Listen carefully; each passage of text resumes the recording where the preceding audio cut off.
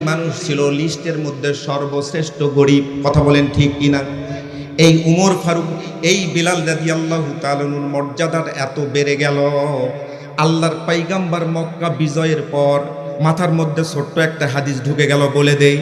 বেলালকে আল্লাহ রাসূল একদিন বলতেছে, বেলাল আজকে আমার মনটা ভালো রে বেলাল, তুমি জীবনে বহুদিন আজান দিয়েছো মাটিতে দাঁড়িয়ে, আজকে একটু কাবা ঘরের দেওয়ালের উপর ওঠো তো, কাবা ঘরের দেওয়ালের উপর উঠে একটু আজান দাও। সুবহানাল্লাহ বলবেন না? বেলাল রাদিয়াল্লাহু তাআলা আনহুকে ধরে আস্তে করে কাবা ঘরের দেওয়ালের উপর, ছাদের উপর উঠায়ে দেওয়া হলো। আল্লাহর পয়গম্বরের জলিলে কদর সাহাবী বেলাল রাদিয়াল্লাহু তাআলা আনহু কোনোভাবে আজান দিতে পারছেন না।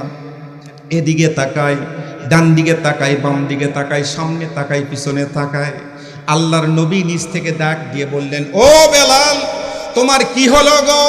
তোমাকে আজান দেওয়ার জন্য উঠায়ে দিলাম, তুমি কি মক্কা শহর কোনোদিন দেখো নাই?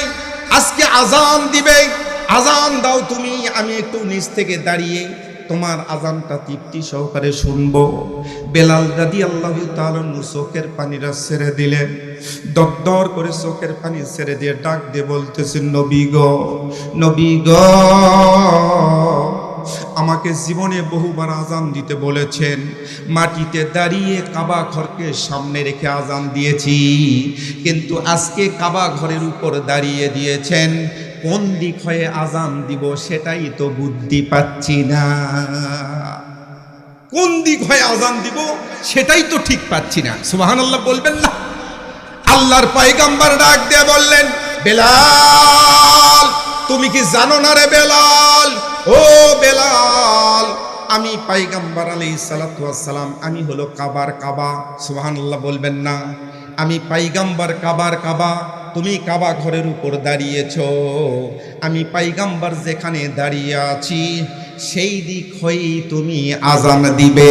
চিৎকার করে বলেন সুবহানাল্লাহ।